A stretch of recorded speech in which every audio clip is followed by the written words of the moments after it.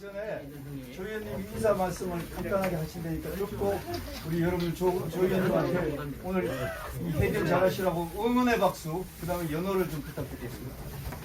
잠깐만 저기 이거 이게 네 오늘 이렇게 날씨도 추운데 함께 해주신 여러분께 감사드립니다. 새해 복 많이 받으십시오. 고맙습니다.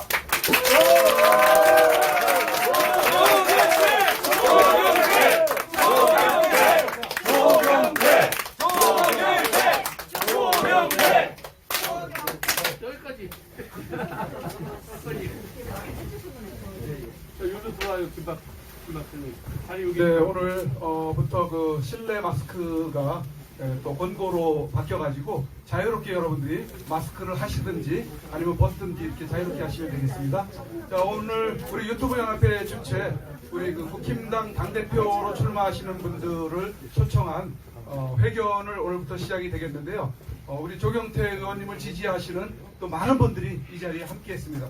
조경태 의원님께서는 또 이렇게 종부세 폐지 쪽에 또 많은 관심을 가지고 계시기 때문에 지지하시는 분들이 매우 좋아하시는 것 같습니다. 우리 조경태 의원님에 대한 그 소개는 또 우리 사회자께서 또 소개해 주실 걸로 또 알고, 우리 사회자만 잠깐 소개를 하겠습니다. 우리 사회자 홍영락 대표님은 우리 그 유튜브 연합회 상임 고문이 되시고 전 SBS 방송인 출신이 되겠습니다. 앞으로 야심차게 진출을 해서 우리 유튜브와 또 방송의 발전을 위해서 많은 비전을 가지고 있습니다. 그냥 사회자에게 바로 넘겨야 될 것 같습니다. 시간상 넘기겠습니다. 박수로 환영해 주시기 바랍니다.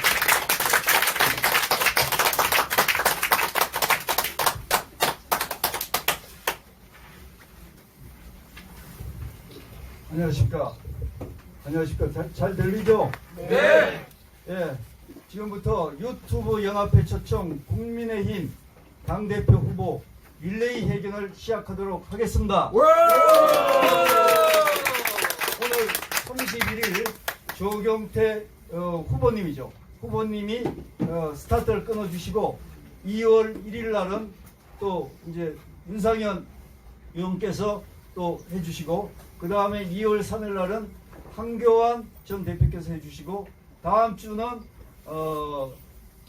나머지 분들 김기현, 안철수 의원님의 일정이 잡히는 대로 또 계속적으로 릴레이 회견을 하도록 하겠습니다. 오늘 오후 2시에 강시로 아, 예, 그거는 뭐 별도로 하면 되니까 예, 그렇게 하겠습니다. 그리고 오늘 진행은 질문 항목은 유튜브 연합회 회원들한테서 사전에 개별적으로 제가 질문을 받아서 정리한 내용을 일단 지금 금방 그 의원님한테 드렸습니다. 그래서 의원님이 그걸 보시고 하시고, 제가 중간에 또 물어볼 얘기가 있으면 좀 여쭤보도록 하겠습니다.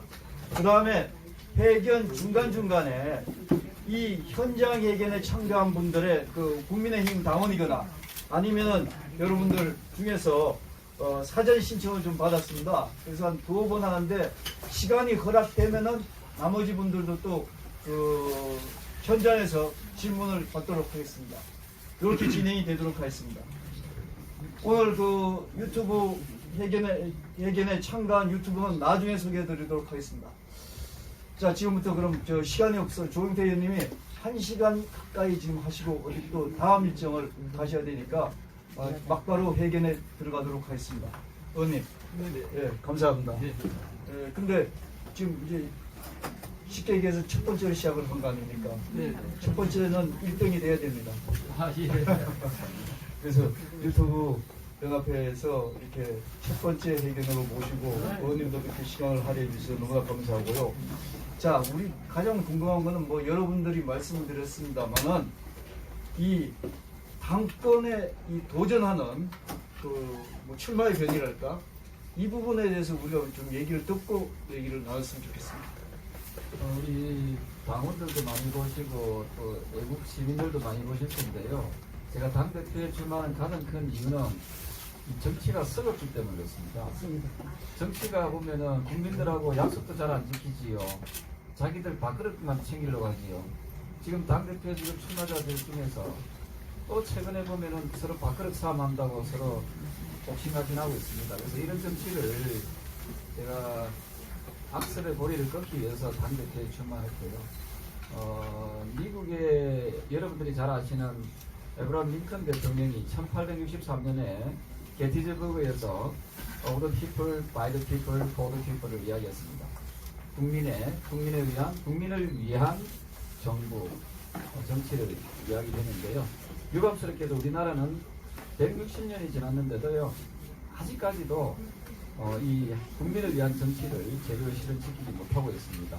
그래서 조경태가 늦었지만 우리 대한민국도 국민을 위한 정치, 정당을 실현시키기 위해서 당대표에 출마하게 됐습니다. 네, 박수!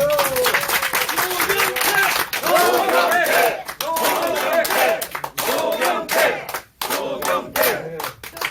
뭐 지금 이제 연호를 하는 거는 오선의 관록을 믿는다, 뭐 이런 말씀인 것 같아서 정말 저도 이제 좀 뿌듯한데, 그렇다면은 근데 지금 요즘 보면요, 이게 아직 뭐 본격적인 어떤 그 경선이 시작이 안 돼서 그런지 경쟁력이 사람들이 잘 모르는 것 같아요. 그래서 앞으로 경쟁력을 좀 제고시킬 수 있는 방법 이런 거 어떤 게 있을 수 있을까요?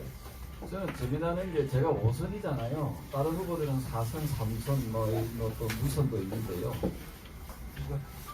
그분들은 돈이 어찌 그리 많은 거, 여의도에 큰 캠프도 차리고, 또 벌써부터 언론 플레이를 해서 그런지 몰라도, 이게 자꾸만 여론조사 결과가 자꾸 언론에 나오는데, 제가 요즘에 어제도 저 대구 다녀왔거든요. 그저께는 경남 다녀오고, 부산 다녀오고, 전국을 다녀오는데, 우리 책임 당원들 중에서 여론조사 받았던 사람은 한 명도 없어요. 이 자리에 책임 당원 여러분 중에서 여론조사, 당대표 여론조사 받은 분 있습니까? 없습니다. 그러면 여론조사는 어디서 나온 겁니까? 도깨비 방망이도 아니고 말이죠. 뻥이죠. 그래서 저는 제가 오늘도 모 기자한테 되게 뭐라 했어요. 검증되지 않은 여론조사를 가지고 양강구도라는데 무슨 양강구도냐. 아니 우리가 어떤 인물이 어떤 정책을 내고 어떤 비전을 제시하고 이걸 보고 유권자가 판단할 수 있도록 해야 되는데 언론 누구가 왜 다 정하냐 그랬거든요. 맞습니다. 저는 본인의 경쟁력이라고 하면은 타 후보와 비교했을 때 저는 인물에서 저는 앞서 있다 보고 있습니다.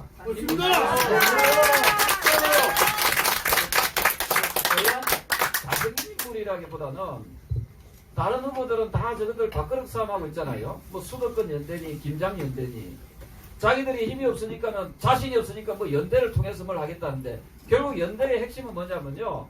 내년 공천권에서 기득권을 가지겠다는 겁니다. 맞습니다. 맞습니다. 그 욕심이잖아요. 네. 그래서 폴더피플이 이루어지지 국민을 위한 정치가 안 되는 거예요. 그러니까 오늘 듣고 계시는 국민의힘 당원들께서는 또 시민들께서는 제발 좀 부탁드리겠습니다. 1863년도에 무려 160년 전에 미국은 국민을 위한 정치가 실현이 된 겁니다. 그러면 우리도 이제는 어느 계파에 어느 세력에 쫓겨가다시피 하지 마시고 여러분은 한 표 한 표가 얼마나 고귀한 표입니까? 이 표를 정말 소신껏 내 소중한 표를 한국 정치의 변화, 발전을 위해서 개혁을 위해서 과감하게 좀 투자하고 좀 과감하게 좀 결정하길 진심으로 바라겠습니다.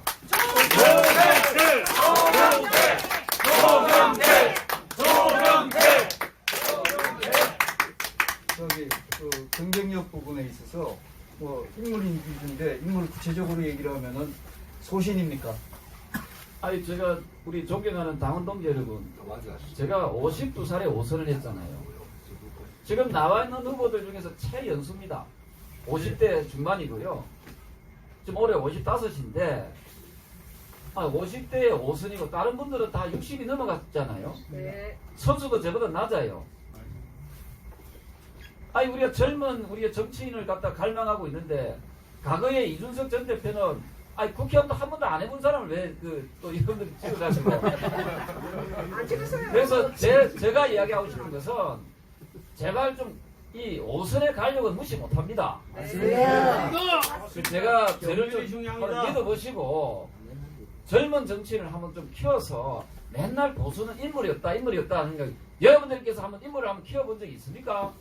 이번에 전당대회에 조경태라는 인물 50대의 인물을 한번 꼭 좀 키워봐 주시면 하는 그런 간곡한 부탁입니다.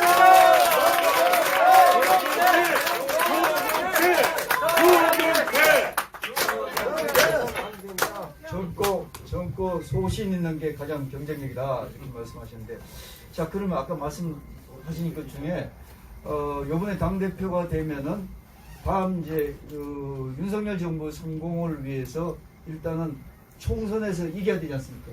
요즘 그 총선에 여러분 아시다시피 이 민주당이 어떻게 국회의원을 그렇게 많이 만드는지 모르지만 많이 만들어 가지고 현재 아무것도 못하고 지금 만들고 있지 않습니까? 그래서 총선 그 필성 전략이 필요한데 의원님께서 어떤 생각을 갖고 계십니까? 저는 우리가 왜 이 정권을 잡고 권력을 잡으려고 합니까? 특정한 세력들이 배부르고 잘 먹고 잘 살게 하기 위해서 우리가 정권을 잡는 게 아니거든요. 저 뒤에 박정희 대통령 사진이 있습니다만 저기 뭐라고 되어 있습니까? 대한민국 부국 강병이라고 되어 있습니다. 저는요, 정치인은 가난하고 국민은 부자가 돼야 된다고 생각합니다.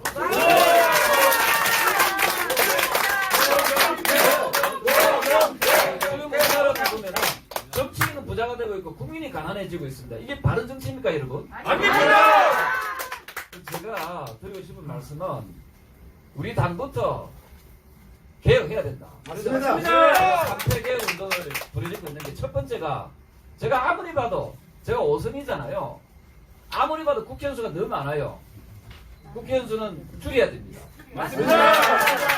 100석 정도 줄여야 되는데요. 그 중에서 비례대표는 많고 필요가 없어요. 맞습니다. 제가 이거는 제 양심을 보고 이야기합니다.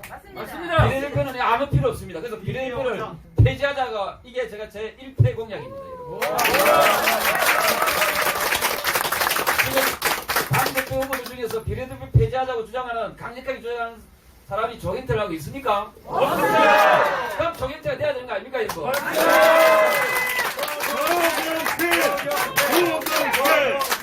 네, 두 번째로 국회의원들이 보니까 이재명이 보셨잖아요. 아니, 국회의원 배제하면은 이게 무슨 재판할 때도 이 무슨 특급 대우를 받아요.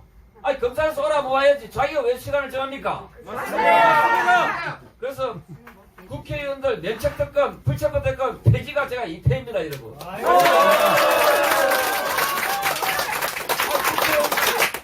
국회의원도 똑같이 말이죠.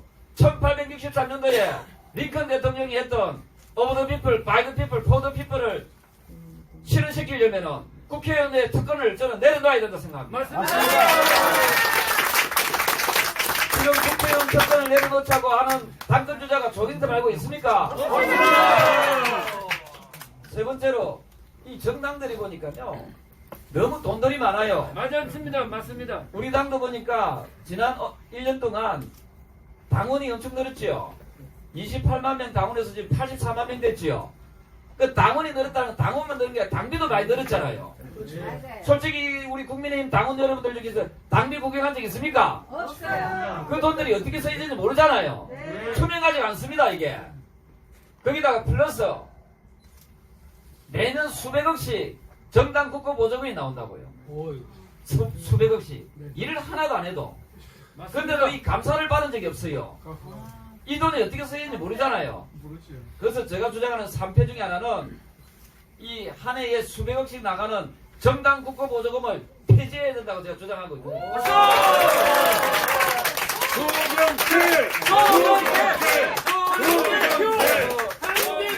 저는 우리 정치권의 기득권을 내려놓고 정치권부터 바뀌어야만이 저는 내년 총선에서 우리 국민의힘이 가반 이상의 저는 총선 승리를 할 수 있다고 확신하고 있거든요. 그래서 조경태가 당대표가 돼야만이 보다 더 안정적으로 저는 가반 이상 총선 승리를 할 수 있다, 이렇게 보고 있는 겁니다.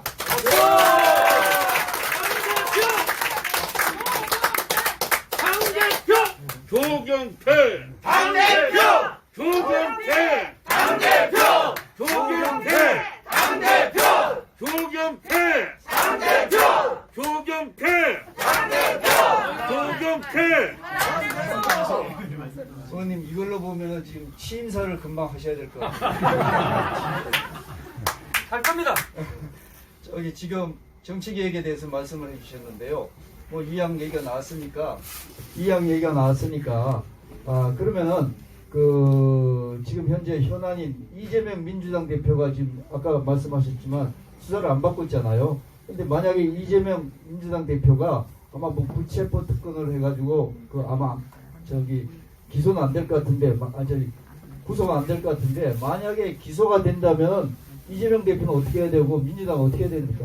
이재명 그 더불어민주당 대표가 기소가 되면요, 아마 그쪽은 아마 비상대책위원회로 당 대표를 내려놓고 비상대책위원회로 갈 수밖에 없다고 생각합니다.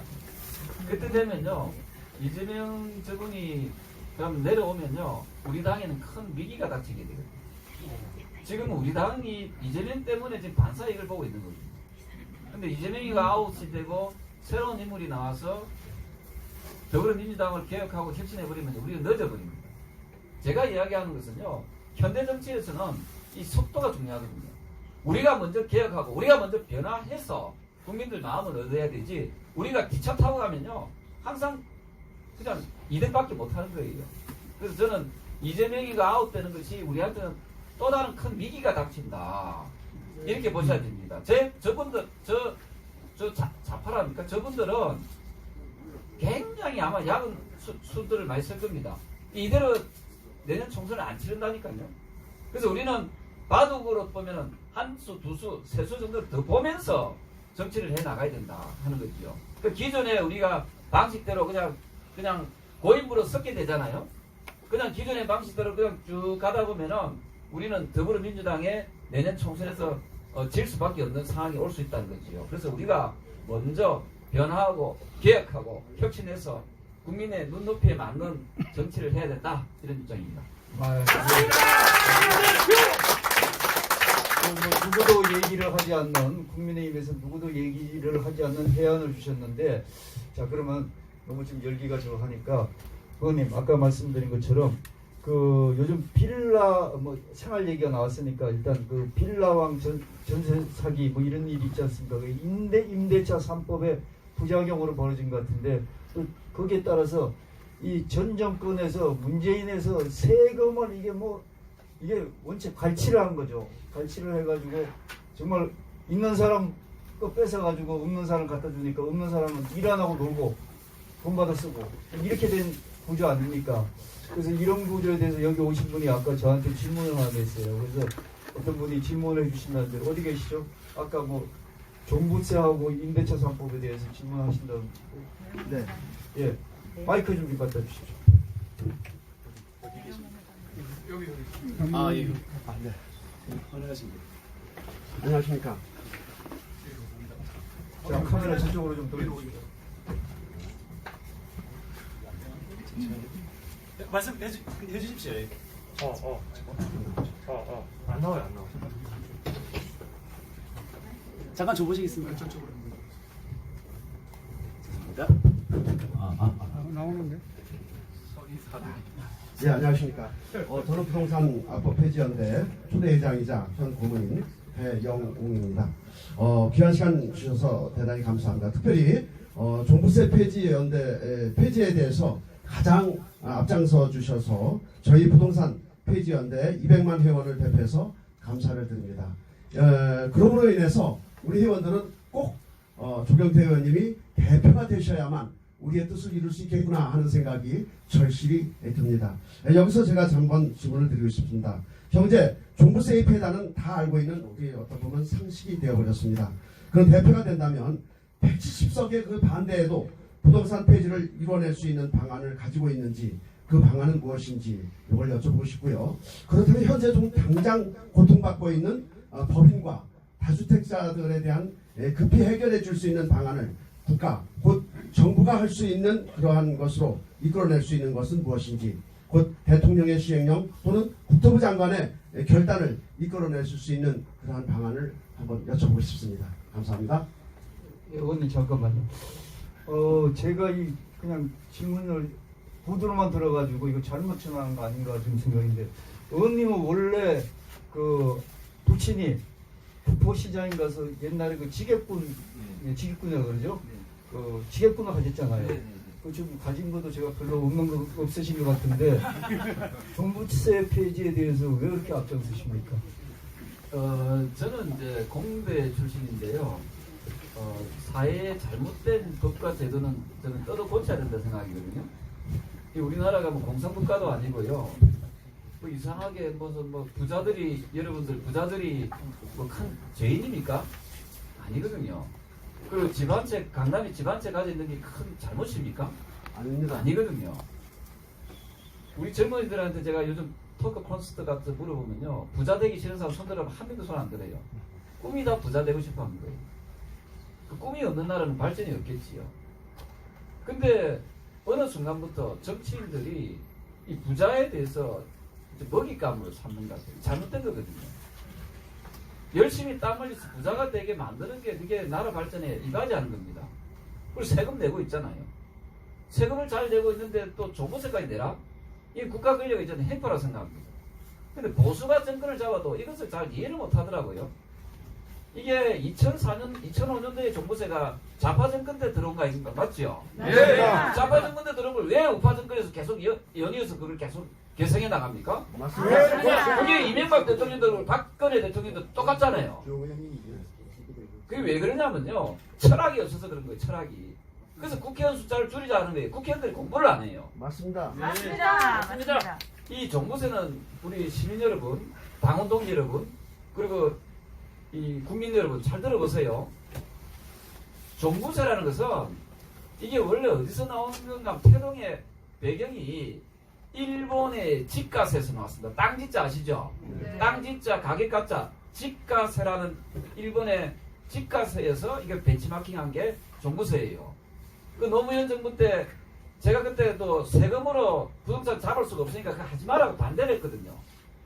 근데 끝끝내 그것을 세금으로 해가지고 한 게 종부세인데 일본의 집가세는요 시행하고 나서 8년 만에 그 법을 폐지를 시켰어요. 부작용이 너무 많으니까. 근데 우리나라는 일본의 집가세를 가지고 벤치마킹인 종부세를 지금까지도 쓰고 있는 거예요. 왜 그런가 하면은 저 세금쟁이들이 정부가 이 세금 거두기 좋거든요. 그러니까 국민들이 고통받고 안 하고 이렇게 생각도 안 하는 거예요. 그리고 전 세계에 제가 조사를 다 해봤어요. 국토교통부도 인정했는데 종부세를 시행하는 나라가 우리나라밖에 없습니다. 맞습니다. 그럼 왜 우리 상황이 뭐가 되는가 하면요. 여기가 북한이냐? 종부세 폐지하는데 북한에는 종부세가 없습니다. 맞습니다. 잘못된 거예요. 그러니까 전 세계 다시 한번 제가 강하게 이야기할게요. 전 세계 어느 나라도 종부세를 시행한 나라는 대한민국 말고 없다 이 말입니다. 맞습니다. 그러면 이 악법을 계속 보고 있어야 됩니까? 제가 비록 강남에 안 살고 제가 비록 종부세 해당되는 지역이 아니더라도 잘못된 건 잘못됐다고 이야기하는 게 그게 용기지요. 그래서 조경태가 당대표가 되어서 잘못된 이 제도와 법을 바꿔야 된다 이런 거고요. 앞서 우리 질문을 주신 우리 부사님께서 200만 회원이라 했는데요. 200만이 똘똘 뭉치가 조경태 당대표하면 조경태 당대표 안 되겠습니까 여러분? 그래서 여러분들도 권리 위에 잠자는 자는 보호받을 수 없어요. 그래서 여러분들도 진정 우리 사회가 바뀌고 당이 바뀌고 정치가 바뀔 것 같으면 200만 명의 그 회원들께서 오늘 이 시간부터 똘똘 뭉쳐가지고 조경태 당대표 가자! 이렇게 가면 좋겠습니다.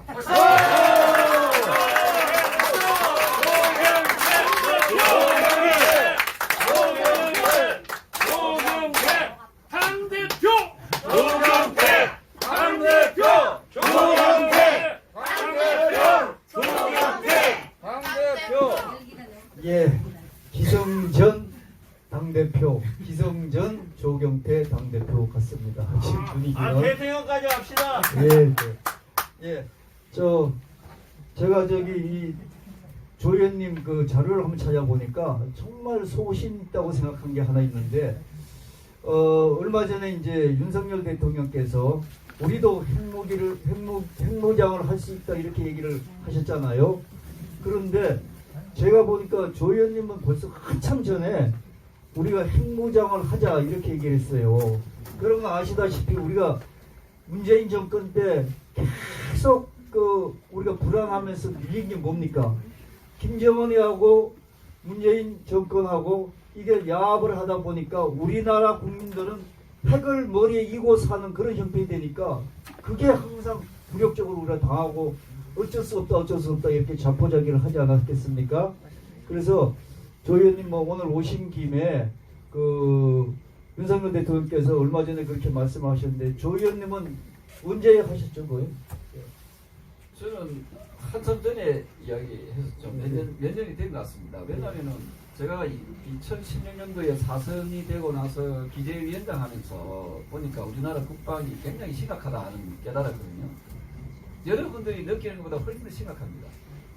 그러니까 자주 국방이 지금 안 되죠. 정상적으로 이야기하면. 북한의 미사일 기술, 로켓 기술보다 우리가 항상 뒤쳐져 있어요. 국민들이 잘 모르거든요. 지금 나로 뭐 띄우는 거 있잖아요. 그거는 소프트웨어나 안에 기계만 띄우는 거지. 그 추진체는 우리 기술이 안 돼 있습니다. 근데 북한은 이미 ICBM이라 해가지고 대륙간 미사일까지 이게 발사체까지 다 자기들 자체 개발하고 있는 거거든요.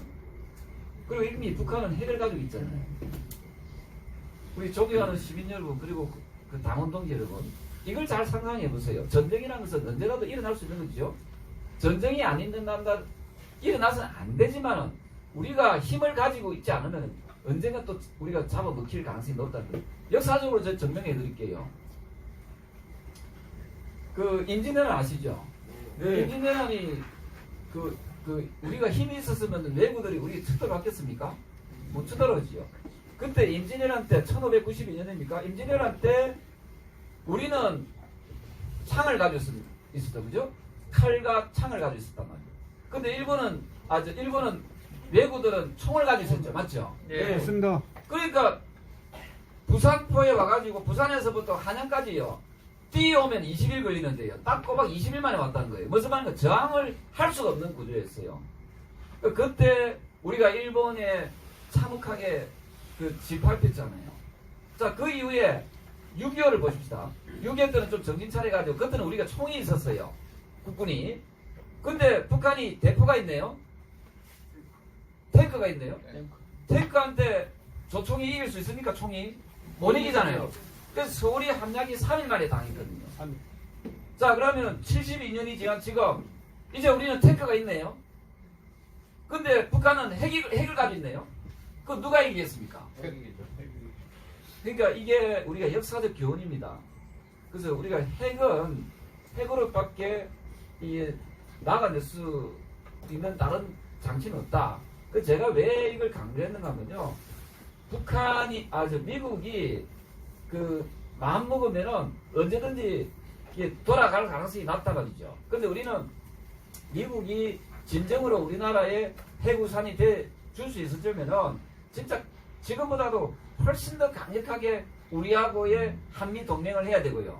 또 최소한 전략 무기라도 우리 한반도에 있으면서 북한이 조금이라도 이 도발의 그 야욕을 피우지 못하도록 해야 되거든요. 그럼 우리가 자체 핵무기를 무장해야 된다라고 계속 강조해야만이 미국이 우리가 더 도울 테니까 너 제발 이 말은 좀 하지 마라 이렇게라도 할 수 있는 거 아니겠습니까? 제 이야기에 우리는 아시겠어요? 우리가 핵을 가지는 게 가장 베스트인데 만약에 우리가 핵을 가지지 못하더라도 미국이 진정으로 우리 한미 우방국가라면 그냥 말로만 립 서비스로 도와줄 게가 아니고요. 왜 이야기를 제가 드리냐면은 우크라이나가 1994년도에 부다페스트 조약을 맺을 때 그때 미국이 우크라이나의 평화와 안정을 지켜주겠다고 각서를 썼습니다. 각서를 썼는데도 이건 지금 지키지 않고 있잖아요. 그래서 저는 미국이 진정으로 우리나라를 생각을 한다면은 우리나라의 지금 북한의 핵 도발에 대해서 보다 더 강력하게 제재할 수 있는 그런 안전장치를 마련해야 된다. 저는 그런 입장입니다.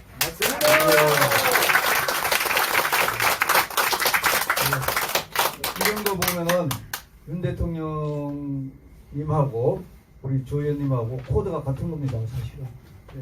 코드가 같은데 그래서 제가 하나 여쭤보고 싶은 게 지난번에 이제 윤 대통령 당선 시킬 때 그때 뭐 하셨죠? 제가 직능 총괄부 직날 총괄 본부장하면서 진짜 기여를 어마어마하게 하셨는데 현역이다 보니까 장관을 못 개청하신 것 같아요. 현역이다 보니까. 그래서 앞으로 이제 또 코드를 서로 맞출 기회가 오실 것 같은데 어쨌든 지금 만약에 의원님께서 대표가 되셨을 때 대통령실하고 관계는 어떻게 해야 된다고 생각하십니까? 저는 대통령실하고 관계를 저는 굉장히 협력하는 관계, 상호 협력하는 관계가 돼야 되죠. 이게 주종의 관계가 되면 안 됩니다. 우리가 일반적으로 정부와 당과 정부가 협의회를 할 때 당적 협의회를 하지 정당 협의회라고 안 하잖아요. 당이 먼저 우선이란 말이죠. 당이. 근데 지금은 마치 정당 협의회, 그 대통령실에 무조건 이렇게 눈치 보고 이거는 바람직한 모습이 아니지요. 대통령실에가 만능이 아니거든요. 대통령실에서 놓치는 거 있으면은 당에서 그것을 보완하고 바로 잡아야 되는 거 아닙니까? 맞습니다. 아니 부동산 문제만 해도 대통령실에서 못하면 당에서라도 부르짖어가지고 바꾸려 노력해야 되잖아요. 맞습니다. 그래서 그리고 또 하나가 대통령이 내건 공약이 있어요. 한 100개 정도 이상 되는데 대통령 공약의 역대 정권들이 보면은 공약만 하고 나서는 안 지키는 경우가 한 70% 넘거든요. 70% 가까이 되죠. 예를 들어서. 그냥 설렁설렁 넘어갔단 말입니다. 그건 잘못된 문화거든요. 왜냐하면 약속은 법의 기초입니다. 약속을 해서 지켜야지요. 그러면 대통령실에서 잘 못 지키는 그런 공약이 있으면은 당에서 그걸 지키도록 노력을 해야 됩니다. 그래서 제가 당대표가 되면은 국가균형발전위원회를 특히 국가균형발전위원회를 상설기구로 설치해가지고 대통령이 공약했던 게 있잖아요. 이것을 100가지가 있으면요. 이게 또 권역별로 딱 나눠가지고 어떻게 진행되고 있는지 이게 막대 그룹으로 탁 보여줌으로써 국민들한테 야, 저 정당 정말 국민의힘은 더불어민주당 저는 딱 맨날 거짓말만 하던데 이 국민의힘 이 정당은 정말 약속을 지키는구나. 약속을 잘 지키는 정당이면요 우리 국민들이 지지하게 되어 있습니다, 여러분.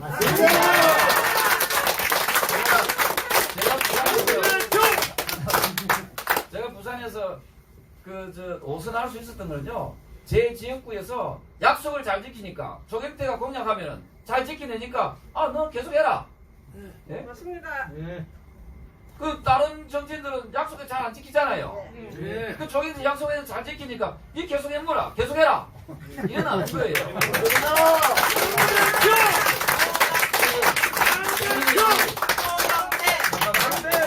예, 국민의힘이 앞으로 이게 더 잘 되려면요 국민과의 약속을 잘 지켜야 됩니다.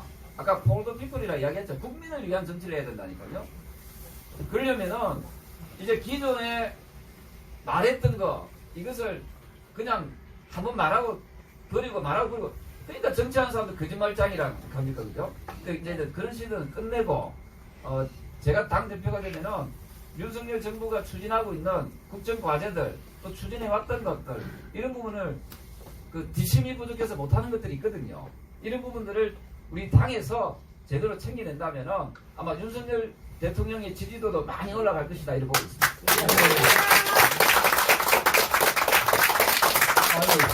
그래서 지금 윤석열 대통령이 지금 지지도가 요즘 한 2% 막 떨어진대요. 그 이유가 이게 이 대통령실에서 못 챙기고 당에서도 못 챙기고 그래서 그렇다는데 그래서 누가 아까 와가지고 어떤 분이 내가 질문을 하겠다 이렇게 얘기를 하더라고요. 그래서 한번 질문 드릴 때 그 얘기죠? 네. 예. 안녕하세요. 네, 여기 마이크 때. 위원님 안녕하세요. 조나단 포럼의 회원 김혜리인데요. 아, 예. 지금 그 연일 방송에서 난방비 폭탄 이래갖고 서민들 지금 엄청 힘들어하잖아요.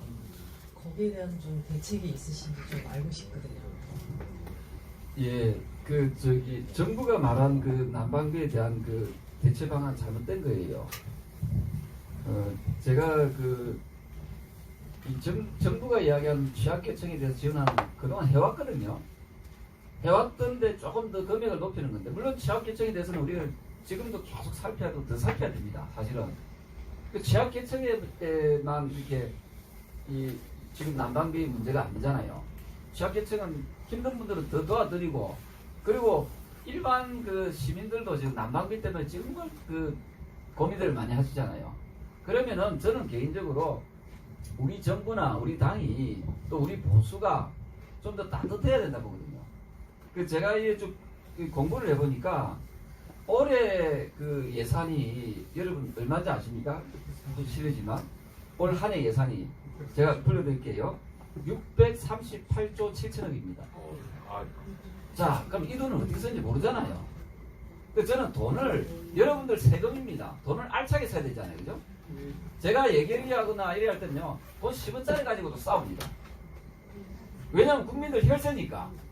자, 그러면 이게 638조 7천억인데 지금 제가 주장하는 것은 우리 전 국민들, 지금 전 국민들이 다 어렵잖아요. 그 전 국민들한테 난방비를 월 10만원씩 하면은 한 석 달만, 동절기만 해소시키면은 약 6조 한 4천억쯤 되거든요. 그러면은 638조 7천억 중에서 1%만 어떻게 잘 세출 변경을 하면은 이건 충분히 실현 가능한 거거든요. 맞습니다. 이게 첫 번째 제 해법이고요. 또 이게 굳이 뭐 귀찮다, 못하겠다 하면은 두 번째 또 해법이 뭐가 있는가 하면요. 이게 우리가 한 해에 이 세입 세출을 갖다가 쭉 산출하다 보면요, 추가적으로 세금이 더 걷어지는 경우가 있어요. 제가 이 국세를 최근 5년간 비교를 해보니까 약 15조 원이 더 걷어진단 말이죠. 뭐 이해됩니까? 네. 예상보다 더 돈이, 세금이 더 걷어진 거예요. 다 이 우리 국민들이 내는 거잖아요. 그럼 15조 중에서 6조 4천억은 그것을 뺏어서면은 빚을 안 내도 할 수 있겠죠? 네. 맞죠? 네. 그래서 우리가 세금을 내는, 국민들이 세금을 내는 가장 큰 이유가 그 세금이 나한테 혜택이 돌아올 수 있다는 기대감 때문에 하는 거예요. 그래서 제가 당대표가 되면은 바로 이런 부분, 난방비 문제나 이런 부분에 대해서도 제가 이게 잘 해결할 수 있다. 저는 그렇게 보고 있습니다.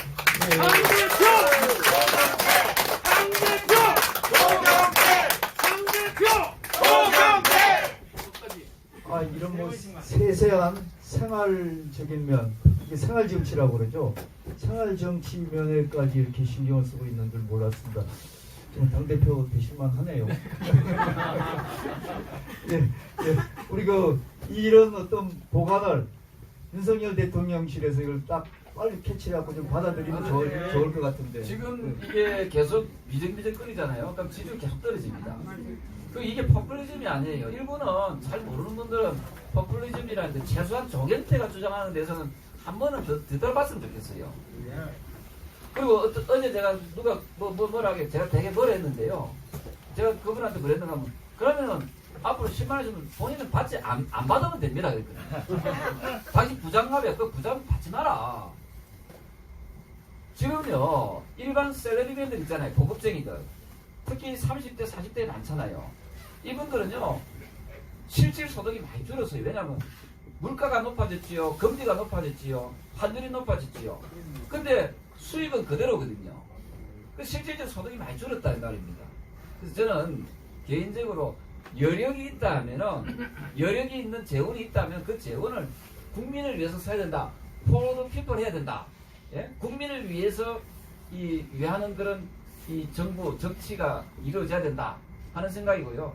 난방비 문제에 있어서 제가 계산했던 그대로 하면은 월 10만 원씩 해가지고 한 3개월 정도 6조 4천억 정도는 충분히 지금 현재의 재정으로도 이 커버가 가능하다 하는 생각을 합니다. 그래서 우리가 먼저 주장해서 그걸 실현시키면 윤석열 대통령 지지율도 지금보다 더 올라가지 않겠나. 이게 포퓰리즘적인 의미가 아니라 그만큼 따뜻한 보수, 따뜻한 정부, 따뜻한 국민의힘 정당이 되면은 우리 국민들이 더 우리 당을 더 지지하지 않겠나 이런 생각을 합니다.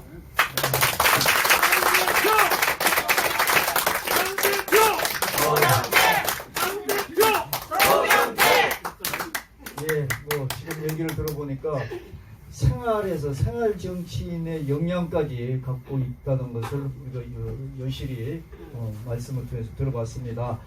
자, 그럼 이제 정치 권력에 대해서 좀 한번 여쭤보겠습니다.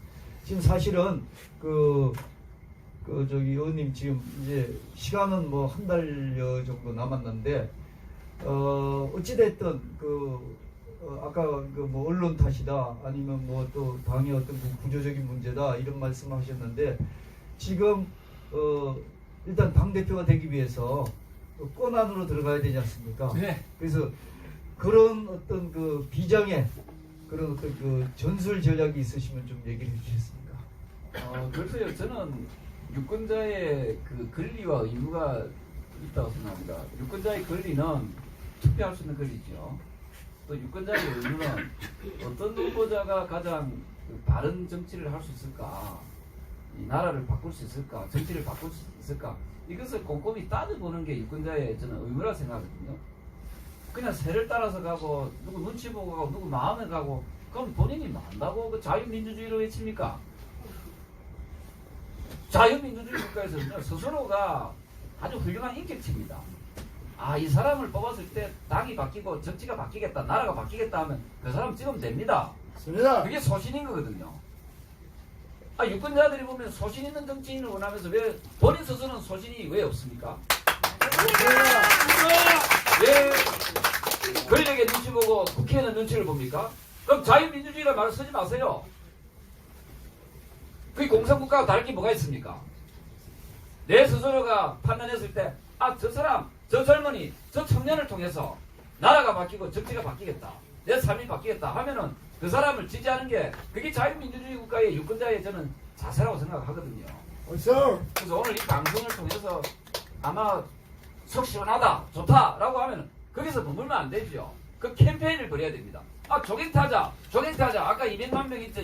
200만 명 있으면 뭐합니까? 행동을 옮겨야지요. 200만 명이 5명만 따보면 얼마입니까? 1000만이지요. 1000만이면요, 나라를 바로 세울 수도 있어요. 맞습니다. 그래서 저는 오늘부터 여러분들께서 한 분 한 분이 조경태 선거대책본부장이 되셔가지고 조경태가 돼가지고 우리가 1863년도 링컨 대통령이 실현했던 폴더 피플, 국민을 위한 정치를 우리가 한번 해보자, 이런 어떤 결의를 가지는 전당대회가 되길 바라고요. 저는 여러분들이 노력하면은 분명히 그 벽을, 그 현실의 벽을 넘어서서 저 기적을 이룰 수 있다고 생각하거든요.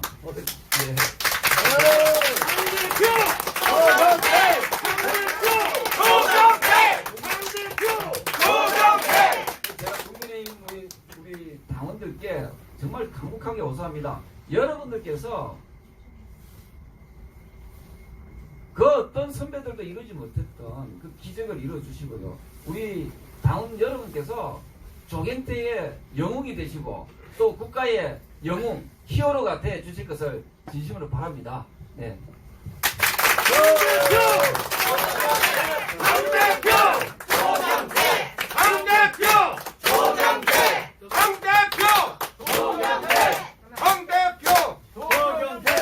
아니 듣다 보니까요, 옆에서 보니까 이 머리를 약간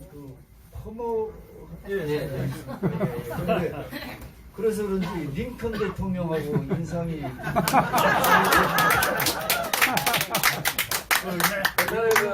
링컨 대통령이 미국의 역사를 바꿨잖아요. 그래서 의원님이 이왕 그렇게 비치셨으니까 링컨 대통령처럼 대한민국 역사를 바꿔주시기를 바랍니다. 링컨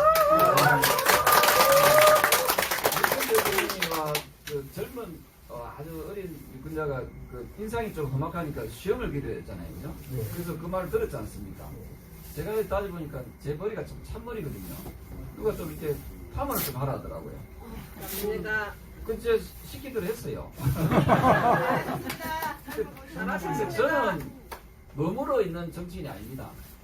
유권자 여러분들께서 또는 당원 동지 여러분께서 시민들께서 이렇게 해봐라면 또 그렇게 또 가감하게 또 이렇게 바꿀 수 있는 그런 정치, 매도 안 되는 정치인 중에 한 명이다 했습니다. 자, 만약에 지금 이제 그렇다 보니까 정치 지경에서 얘기입니다만 지금 보니까 어떻게 보니까 지금 그 대야 야당하고 관계가 야당이 의석이 많은데도 많은데도 이 여당에서는 좀 어떤 그 정치력을 발휘를 못하는 것 같아요. 그래서 대통령이 가고자 하는 방향에 서로 충돌만 되고 대통령 하는 일에 그 부하 내동만 한다고 그럴까요? 뭐 그렇게만 되고 있는데 만약에 의원님이 대표님이 됐을 경우에는 그럼 대야 전략이 좀 바뀌어야 되지 않겠습니까? 제가 그 민주당 의원들하고 특히 선수가 높은 사람들을 잘 압니다. 제가 저도 민주당으로 삼선하고 민주당의 그 문재인 저 일파들이 싫어가지고 자유를 찾아서 제가 국민의힘 왔잖아요. 네. 와보니까 웃기는 게 자기 당 대통령을 탄핵시키는 저 희한한 정당이거든요. 아니 제가 우리 그 당원동 여러분께 제가 묻겠습니다. 제가 자유를 찾아온 그 조경태 정치인이 훌륭합니까? 자기 당에 있으면서 탄핵시킨 그 정치인들이 훌륭합니까?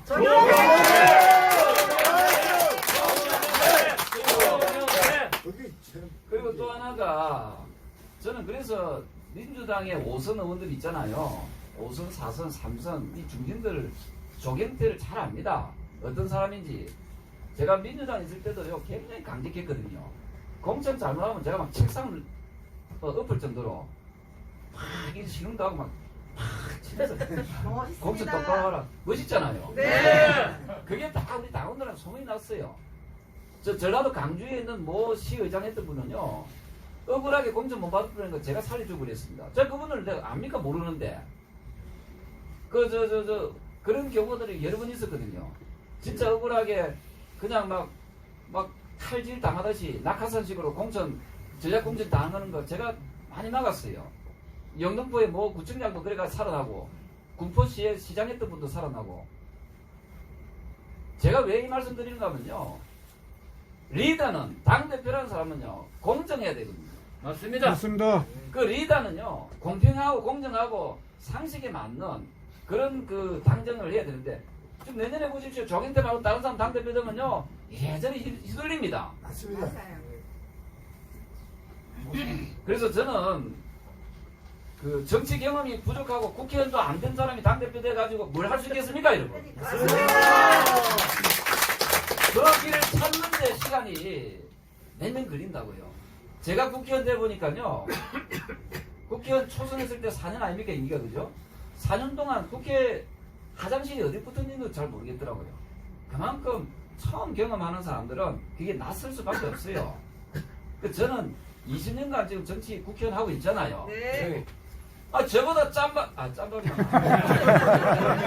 저보다도 경력이 있는 사람이 없잖아요. 네.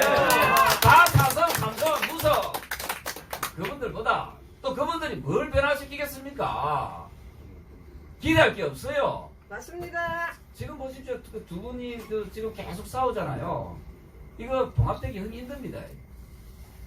그래서 차라리 그분들은 싸우라 하고 예? 전혀 다른 길을 제3의 길을 가야 된단 말이죠.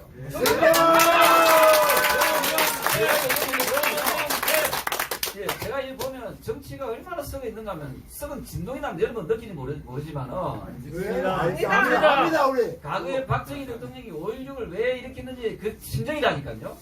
벌써 그럼 박정희 이름만 팔지 말고 박정희 정신처럼 강직하고 어디에 굴하지 않고 예? 뭔가 정말 청소를 할 수 있는 당대표 필요한 거 아닙니까 여러분?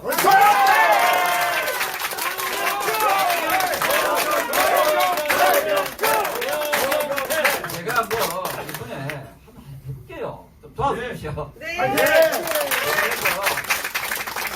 아이고 그래 조연 네가 한번 해서 이 밥그릇 싸움 하는 거 지금 지겹지도 않습니까? 밥그릇 싸움 하는 거 이거 다 없애고 공천 깨끗하게 하고 예?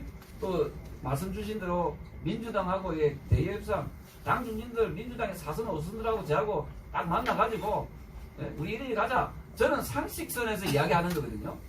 양보할 거 일부 양보하고 또 우리가 얻어낼 거 얻어내고 이게 정치라는 건 대화와 타협인데 전혀 대화와 타협이 작동되고 있지 않지 않습니까? 서로 무슨 원수지간도 아니고요. 그래서 이런 것을 저한테 맡겨주시면 저의 어떤 소신을 가지고 우리 윤석열 정부가 정말 제대로 일을 할 수 있도록 제가 야당도 잘 설득시키도록 그렇게 하겠습니다. 예, 제 기억으로도 지금 그 당대표 나서신 분들 중에 정치 개혁을 하겠다고 구체적으로 안을 내는 사람들은 없었어요. 근데 의원님께서 앞에서 얘기한 것은 3패 개혁이라고 그러고 비례대표 개혁, 그 다음에 국회의원 특검 폐지, 그 다음에 정당 그 국고보조금 폐지, 뭐 아니면 감사, 이거를 정치 개혁을 했더니 이게 사실은 윤석열 대통령이 하고 싶었던 일인 것 같습니다. 제가 생각하니까. 여러분 그렇지 않습니까? 우리 의원님이 그 정치 개혁을 하신다고, 유일하게 정치 개혁을 하신다고 그랬으니까 여러분들 희망을 가지셔도 좋을 것 같습니다. 네. 자, 지금 12시에 여의도에서 제가 아까 얘기 드렸는데 기자들하고 기자들이 건방지잖아요. 그래서 기자들하고 12시에 약속을 해놓고 있어가지고 한 10분은 늦어도 되는데 너무 늦으면 안 될 것 같아서 마지막으로 말씀을 하시고 국민들이나 당원들이나 좀 당부하고 싶으신 말씀 좀 하시고 보내드려야 될 것 같습니다. 어떻습니까? 네. 특히 우리 국민의힘 당원들께서 또 우려하는 게 하나 있어요. 뭐냐면 부정선거에 대해서 여기에 대해서 우려하는 분들도 있는데, 제가 당대표들은 최근에 제가 중앙선거관리위원회 그 사무총장을 만났었거든요. 본인들도 그런 의혹 제기되는 것 자체가 참 부끄럽다라고 고백을 했어요. 그래서 이 방송을 보고 듣고 계시는 그 국파 당원 여러분께서도 엎질리지 물이 돼버리면 주워 담을 수 없지 않습니까? 지난번에 그 21대 총선에서도요, 그런 게 있었을 때 우리 당에서 먼저 대처를 했었어야 된단 말이죠. 근데 그거 아예 안 했거든요. 거의 그냥 설마 했단 말입니다. 그래서 이게 부정선거에 대한 의혹에 대해서도 이제는 두 분 다시 그런 문제가 발생하지 않도록 제가 이게 사실이다 아니라 떠나서 의혹 제기 자체가 있다는 게 참 민주주의 국가로서 부끄러운 일이거든요. 이런 부분에 대해서 사실 문재인 전 대통령이 미안하다고 국민께 사과를 했어야 됩니다. 근데 안 하고 그냥 갔잖아요. 의혹 제기만 나오는 것만 해도 부끄러운 일이라니까요. 그전에는 그런 일이 없었잖아요. 그래서 이제 앞으로 두 분 다시는 이 부정선거에 대한 의혹 제기도 없도록 하기 위해서 저희가 보다 더 안전장치를 마련하고 또 당에서도 그렇게 할 수 있는 그런 분들로 구성해서 철저하게 우리 여러분들이 그 소중한 주권들이 도둑질 당하지 않도록 하는데 앞장서는 당대표가 되겠다는 그런 말씀도 드리고요. 예. 또한 나아가서 거기에만 과거에만 머물면 안 되잖아요. 이제는 현재와 미래로 나아가야 되거든요. 그래서 우리가 고 박정희 대통령께서 우리의 미래, 즉 50년, 60년을 먹여 살렸듯이 이제 우리 정치도 이제 똑바로 정신 차려가지고 잘못된 것을 싹 다 청소하고 우리 정치가 이제 정신 똑바로 차려서 국가와 국민을 위하는 그런 정치인들을 길러내서 그런 분들이 앞으로 정치를 잘 할 수 있는 그런 당대표가 되겠다는 약속을 우리 당원 여러분께 드리고 싶습니다. 새해 복 많이 받으십시오.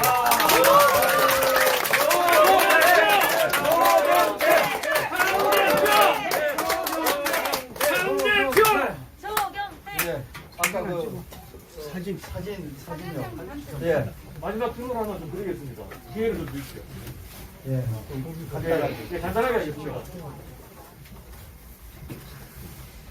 의원님 저 기억하시겠습니까? 기억하시죠?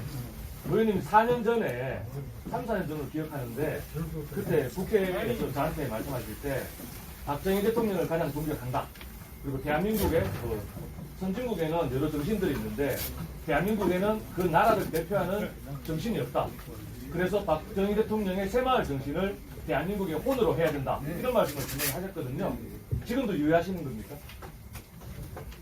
유효한지 알고 그래 해야 됩니다. 그러면 지금까지 그러면은 그 어떤 역할을 그동안 하셨는지 한번 제가 그 다닐 때마다 저희 모친 얘기를 하면서 저희 그 어머니께서 가장 존경하는 정치 지도자가 박정희 대통령이라고 이야기했고요.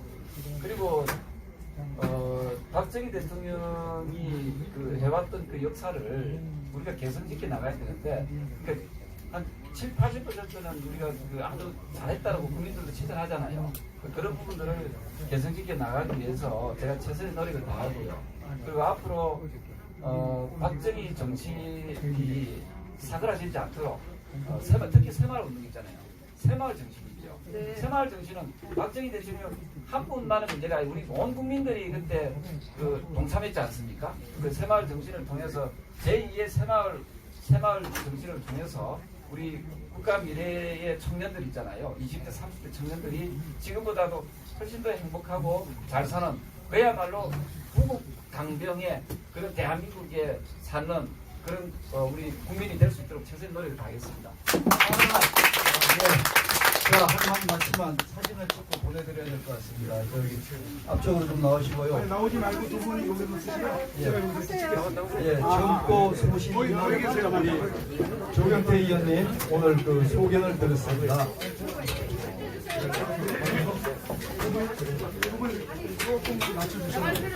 하기 전에 조 의원님 인사 말씀을 간단하게 하신다니까 듣고 우리 여러분 조 의원님한테 오늘 이 해결 잘하시라고 응원의 박수, 그 다음에 연호를 좀 부탁드리겠습니다. 잠깐만 저기